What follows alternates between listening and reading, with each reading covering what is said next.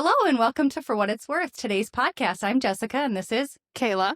And we're with Evermore, and we are doing another episode today on the Super Bowl ads. And so we're really excited to share our 2 cents and for what that's worth for you. But you can make sure you subscribe so you don't miss an upload from us. We are on any of the streaming platforms that you listen to. And I do want to just give you a quick disclaimer today, being we're going to talk about Super Bowl ads. You might want to watch us on a platform that you can see the video. Otherwise, make sure you go check out the ads if you didn't get a chance to see them, so you kind of know what we're talking about. But we just want to give you kind of our thoughts about since we're in the industry, and what we thought about the ads this year, and where we thought they went and what kind of failed and themes we saw and what was our favorite. So let's start with themes. So Kayla, what do you feel like was probably the biggest theme with the ads? AI, and more AI. Like, it just felt kind of never ending. I will say that a lot of people were even suspecting that ads that maybe didn't use AI looked like they did use AI, because I think we'd seen so much of it. But yeah, that's what I would say. By the time that I got through the halftime show and we were on that next commercial break, I'm like, if I see one more AI ad, I'm going to lose my mind. And I think that that's the biggest trend too, is like when it's here and there, when we see them just kind of out in the wild, it's a one-off type of thing. But when they're all in a big old row like that and not exactly very placed strategically, we'll get to that in a second. Right. It can just kind of be too much. And that's kind of the way that I was feeling. Like, I'm watching it with a couple of friends and being like, oh my God, yeah, here we go again. Or sometimes you won't know until the very end what it is. And it's just like, oh. Right. Yeah. So there is time and place for those things. And I just felt like this was just so much. Like, I would say that's the biggest thing that I was seeing just over and over and over and over again. Well, I think what happened with that is the average spot this year was $8 million for a 30-second spot. And that is airtime. That is not producing the commercial, anything else. And the premium locations were up to 10 million. So, right after or right before the halftime show, things like that. And so if you're spending that kind of money, it's all about strategy, right? So it seems like, oh, the Super Bowl ad, like, let's do it because it's the Super Bowl. But there's also, if you're going to be diluted with how many other ones, it might not be worth it. Like, let's maybe find a different avenue, because you're right. At first I was like, wow, because I always joke with people. Everyone's like, oh, did you use chat? Did you use chat? And I'm like, guys, there's other ones out there, and they all have their time and place, and you can use them for different things. So at the beginning, I'm like, okay, this is nice. Like, okay, it's a couple different platforms, but like you said, then you start turning it off. Oh my God. And so, I mean, I think there was 2 different aspects of AI, and you kind of touched on them. One is just the AI commercials in general, like they were advertising AI platforms. And then there was ones where you were trying to question, was the commercial done with AI? Yep. And one of those that I would say is getting the most like heat is the Svedka commercial with the robots like pouring the Svedka. That one, I think the last thing that I had heard on the internet was that they had shut off all their comments on their social media because people are blowing them up so bad. Oh, wow. So they're really not doing so hot. And I remember that one, it's so hard because I feel like with AI commercials, I think your brain kind of, at least mine does, kind of just glazes over it, because I'm having a hard time remembering like what exactly was in it, because I'm just like, oh my gosh, it just feels like it kind of just drags on. But I remember when we had watched that one, like my friends and I were just like, that was weird. Okay, on to the next. And I think that was sort of the reaction, is you're in that second guessing of like, what's real, what's not. And like, and the Duncan one, for example, I was seeing people go crazy like, oh, this is what happens when you use AI. And as far as I had seen, maybe they were saying that it wasn't AI, that these were just celebrity cameos that with they just really good makeup, or maybe CGI to de-age them or something like that. But that's not the same. So yeah, there's that split where it's like directly promoting AI products, or they used AI in some way to create the spot. And I think even just the speculation that you might be using it or that it might be there is distracting. So like as creatives too, like we're constantly up against that when it comes to writing or creating and making graphics and stuff like that. You're sitting there thinking like, I know this came from me, but is it going to come across Right. that way? I know a lot of people like myself doing stuff with journalism that I do on my campus, like using the Oxford comma or the M dash is now like, oh my God, you used AI, when it's just what we've been taught. It's And actually it's coming from grammatically when it's correct. coming from a person. That's so hard for me. It kills me. It happens a lot in college campuses now too. I have a lot of friends who are like, I feel like I can't use my like full writing capacity anymore because I feel like my professor's going to look at me and go, really? What did you use for this? Yeah. So we're kind of running into that too a little bit with the Super Bowl, where it's like, even if you've got a really good commercial and a good concept, you sit there and if people start to go, oh, it looked a little weird in this aspect, then you're going to run into this problem where people think that you used AI and maybe you didn't. Like, no one really knows, to be honest. Right, right. Mm-hmm. I think with that too, and you kind of touched on it with the Dunkin' commercial, is the other, well, kind of two things happened with the Dunkin' commercial that I saw themes with is celebrities. Mm-hmm. I'm really trying to think, and there was only a tiny handful of commercials that didn't use celebrities. Mm-hmm.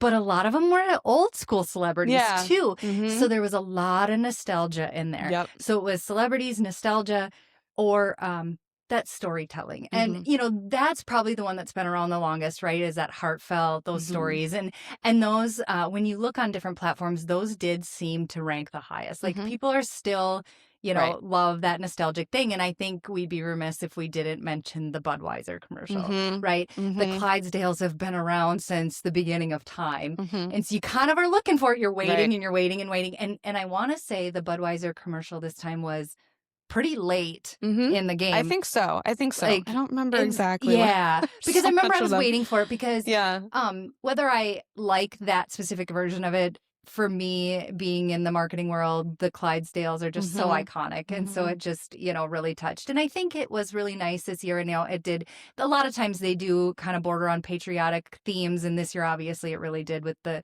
bald eagle and stuff. And I think it worked, though. I think it was a good time for that to be there. And I think they did a good job. I'm trying to think if there's really many ones like ones I hadn't liked in the past. I usually do really like it, but I'm like, is it because it's iconic? And you know it. And I think that's what's interesting too. You see those Clydesdales, and I think that's why they do a good job with it. And you know immediately it's Budweiser. Because how many other commercials can we talk about that we remember the commercial, but we don't know the company? Right. And I think that was the only one we had seen all night where a friend of mine went, oh my God, it's Budweiser. Yeah, and like instantly. 5 seconds of the ad turning on and you see the horse and the bald eagle, just a little baby bald eagle. He was like, that's Budweiser. Like, I already know what this is. And I was like, is it really? But he was like, no, it totally the totally music, is. the scene, everything just did it. I don't really think I had another advertisement where I was like immediately, without being really overt about it, like obviously if there's branding in the first second, you know what it is. But no other kind of reveal one at the end was I like, oh my God, I know what this is. Duh. I hadn't experienced that with any of the other ones this year. It just didn't really happen. It didn't. It didn't. And so I think that's cool. Something that for me is a little bit different. It might be a little different with between you and I, because I am in that millennial world and generation. But our generation, the millennial generation, loves nostalgia. And I fall into that stereotype. I love that nostalgia. And so, like I said, kind of those old school celebrities. And so I knew it. I knew what the commercial was for because they used their iconic pink. But the minute the Backstreet Boys came on the T-Mobile commercial, I just lost it. I was like, oh my God, this is so iconic because, you know, back when I was 12, 13, 14 years old, I had 300 Backstreet Boys posters in my room. Yes, I was that girl. Yes, it was me. But, you know, at least they did like I said, the iconic pink. So at least it's kind of like use an element that people can recognize. And I think, you know, they're a brand that's done that really well, where it's like that pink, you see that T-Mobile pink and you know it's T-Mobile. So, because that branding, it's like it doesn't need to be in your face, and you only have a very limited amount of time with these commercials. I mean, if you're spending $8 million for 30 seconds, like it's time is money, literally. So you end up in that trap of like, do we want to be super overt right away, or do we want to have product placement a little more subtle, or do we want it to be subtle up until the very, very end? So that's kind of like the gamble that you're taking with commercials like this at a big event like this. Right. I mean, you have to just make those decisions about what's going to work the best. And I feel like in terms of impact, the storytelling is the one that lands because that's what Budweiser was. They didn't have to come out and tell you what it was, and no one had to be holding a beer in the first second for you to understand what it was for. I don't think they ever use a beer in their ads. They never use the product. No. It's just the imagery and then the logo at the end. That's it. Yep. So yeah, that's pretty cool. You just have to think about like what's going to be worth the most amount of your time and money. And I think it's funny because some of these newer brands that we're seeing, so I think it was Poppy that did one with Charlie XCX, and then another celebrity, I'm forgetting her name, but they had a very product placement-y because their image with the can and their fun designs and the colors is what's recognizable for them right now. They don't have the Clydesdales and they don't have the Eagles and all that stuff to kind of bank on. And it was a similar commercial last year, I think, where it's like you want to put the can in the situation like it was a classroom this time, like a college classroom. So I think that they rely on some of that more product placement-y, like in the wild stuff because they're newer. And I think that's what Gen Z resonates with as opposed to nostalgia and just storytelling imagery. So that's kind of where I landed on that one. Right. And it's know your audience, right? So it's, who are you trying to speak to? That's the whole thing with marketing. But so because our podcast is For What It's Worth and we get to give our opinions, I have to get on my soapbox for a second. An ad that absolutely drove me crazy was the Mike Tyson commercial. It felt very rough and out of place and very tone deaf a little bit. Just bizarre, too. It really was. It really was. Like just the close up of his face and things he was saying. But I just, it literally caused a reaction, and whether that's what marketing is supposed to do or not. But I was so angry about it because a few commercials later, Dove came on. And Dove has always had a close place in my heart because of their kind of branding and their messaging, which talks about body image and female. And I think the stat that literally started their commercial was 1 in 2 girls quit sports because of body image or body issues and things like that. And it just, I think that's what even lit the fire even more under me with the Mike Tyson commercial, to have that previous to that. And then knowing we have such a body image issue in our country and in our world as a whole, and then to see something like that. So I have to, even though, again, they stuck true to themselves, Dove is how they do their commercials. I mean, I have to give it to Dove to like stick with what they do and really get that storytelling and message across. Right. And especially considering, like, I think we had seen that there was around 3 weight loss drug commercials. Yep. So those are everywhere right now. And I just think that, I mean, we're kind of in that age where body image kind of goes in and out of fashion in terms of what people find desirable or popular. And right now we're on the Ozempic train, the hyper skinny, that sort of thing. And I think that, like, the Mike Tyson thing, it was just unsettling and it was just kind of bizarre, kind of in your face a little bit, and just seemed a little it was very jarring. Like, and maybe that was their intention. I don't know.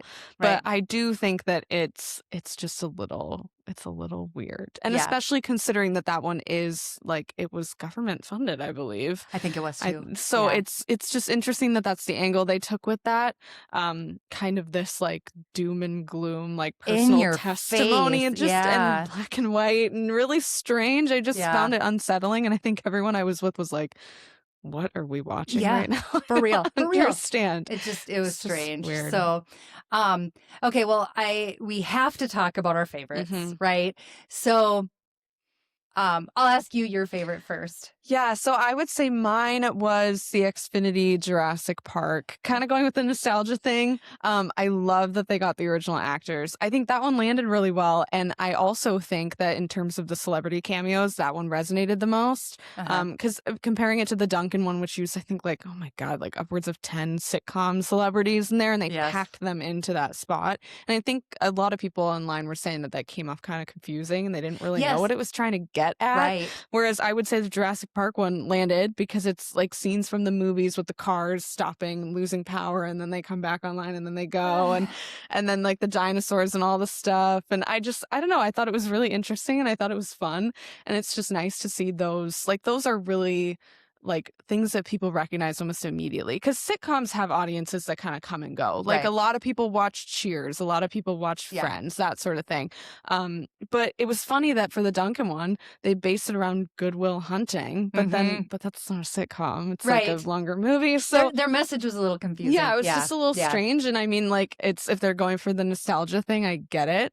But I think that Jurassic Park takes that one just because iconic movie, iconic cast who've gone on to do a ton of other movies and kind of has stayed in that, like, in that culture for a long time. And so it's very top of mind for people. You instantly recognize the logo and all the stuff on the side of the trucks and everything. So I think for the nostalgia one and the celebrity cameo, that one wins for me. Love it. Love it. I have to go with the Pepsi because a saying that I always love is, everyone's like, is Pepsi okay? Like, when you're like, can I get a Coke? And everyone's like, is Pepsi okay? Like, will you accept Pepsi? Yes, because so it's always known as that. So I love that Pepsi was like, we're gonna play on what is being said about us, and something that's negatively being said about us. And so to pull those iconic, again, I mean, they're kind of like the Clydesdales, the iconic polar bears from Coca-Cola, and just the way they did it was so funny at the end. At the beginning, the blind taste test, and he picks Pepsi and he pulls the blindfold off and he's so shocked, right? Identity crisis. Hilarious. And it's a risk to basically target your direct competitor and to bring them into your ad, because at the same time, right, Coke did get publicity for that too. So it's, you got to kind of really play that. But it, like I think you mentioned before, it landed, man. For me, it was beautifully done. It kept your attention. It made you remember it. It was funny. It used nostalgia with the polar bears, like, again, but somebody else's nostalgia, which made it so brilliant. And what's interesting is Pepsi has flopped terribly in the past with their commercials, where they've been known to be culturally tone deaf and things like that. I mean, they've been hammered by their commercials and ads in the past. So for them to really nail it, I was proud. I was proud of Pepsi. I was like, they did it. Like, this is it. Yeah. And I do think it's kind of funny talking about the whole AI conversation. I believe it was Coke that had that big controversy with the entirely AI generated, like, Christmas ad. Yep. Was that this past year or the year prior? I'm not sure. Remember, I'm not but sure. I feel like I still remember that because that was like the Coke truck and the whole thing was AI, the whole thing. So it's funny to have, like, I feel like Pepsi did really well with this very, like, real. I think there was a celeb cameo in it. I think so too. Yeah. So they kind of nailed that one too with, like, someone else's nostalgia, get a celebrity in there, get your kind of endorsement sort thing. And then, like, to have them kind of come in after, like, Coke is having the, oh God, here we go, AI again type of thing. Like, again, winning that round entirely. And like you said, that hasn't always been the case. Pepsi has had problems. So I do feel like in terms of what's in top of people's minds, like for me, the last Coke commercial I remember seeing is the AI generated one. Yeah. So whether they've had different ones in between, then I don't know, because I wasn't paying attention, because what caught my eye was the thing that people had a problem with. Yeah. And Pepsi's now got that in the opposite direction. They're winning at something that they have not done before. So in the past, they've gotten nailed for that, and they learned this year. I think that they took feedback and figured it out. They did. They did. Nice job. Nice job, Pepsi marketing department. We approve. You win. So awesome. I think overall, I guess I'd say I was probably disappointed in the ads this year overall. Like, it didn't do it for me. Like, I feel like in the past I've been willing to watch the entire game with all the commercials. And I would say by the third quarter, I was kind of over it, because I was done seeing the same thing over and over, and I was done seeing those things, and it was really disappointing. So I'd say, for me, it was not great. Disappointing. Placement was the big problem for me too, just because I remember, I think the only AI kind of related ad that had a chance at doing really anything that it wanted to do was the Google Gemini one, where they're talking about looking through photos and show me photos of this. It's like a mother and son. Yeah. So I think if that's like, that could have been good. If I remember when that was placed, I think it was after halftime. I could be wrong, but it was pretty decently far into the game. Yeah. And so by that point, I had already seen all the other AI ads, and I just was like, oh my God, here I go, roll my eyes at Gemini. It didn't even matter what the ad content was saying. I was just tired of it. Yeah. I just couldn't really handle it anymore. And I think that had the potential, like, if you're trying to go at, like, let's humanize AI and show it being practically used, because like my whole thing is AI, if you want to use it, it's a tool, not an employee, not a person, not a body. So if you want to look at it that way, that's what Google Gemini did. Oh, well, it's just going to help you create moments with your kids, and it's going to help you like look through all these. I mean, everyone has like however many photos in their camera roll. Oh, Google Gemini can help with that. They can help you find these things that you need. It's helpful. It's good. It makes you feel good. But they placed it so strangely, and that's you're at the mercy of what ad buy you get. I get that. But by the time that I saw that, all the emotional value and impact it could have had was just lost. So it just kind of got oversaturated. I just couldn't do it anymore. Yeah.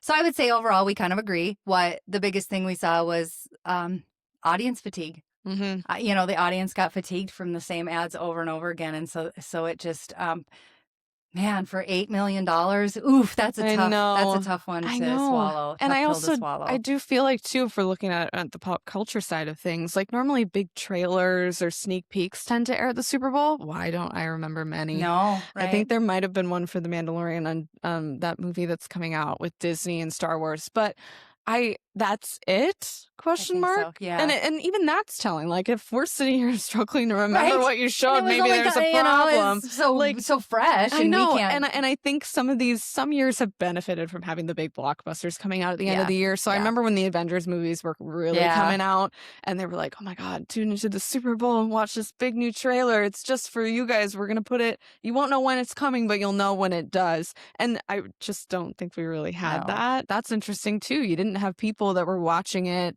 Like sometimes they would premiere those trailers during basketball games, and I'd be like, oh my God, we have to watch because I have to see it. Like, we have to get through this sort of thing and see that. So you're getting fans and eyes on stuff that way.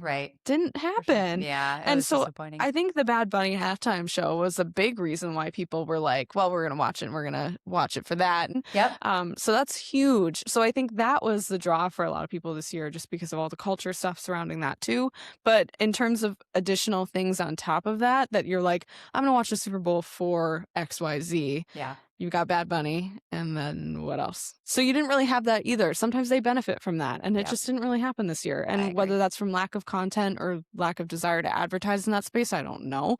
But it's interesting. Yeah. Very, very dry. Yes. Yeah. So I would say, just to wrap things up is, okay, so for me, the winner, Pepsi. Loser, Mike Tyson commercial. Again, I'm not even 100% sure what it was for. I know. Eating, but that was the loser. And you are at? I'm at Jurassic Park winner, and then I would say loser Svetka. Oh my God. If you're still getting hammered on your social media like a week afterwards, something's wrong. You might want to check that out for sure. Yeah. So that's our winners and loser from the Super Bowl commercials. We kind of touched on some things, but we want to hear from you. You know, it's your turn. We shared our 2 cents for what it's worth. We want to hear your 2 cents. Who is your winner? Who is your loser commercial? And how you think they went, how you think they did. Was it a success? Wasn't it? What do you feel like the themes were? Did you have audience fatigue with the AI, especially? Like, do you agree with us or don't you? We'd love to hear your thoughts. So, thanks for watching. Thanks for being here. We're excited, like I said, to share our thoughts with you and hear your thoughts. So check us out next time for another episode of For What It's Worth.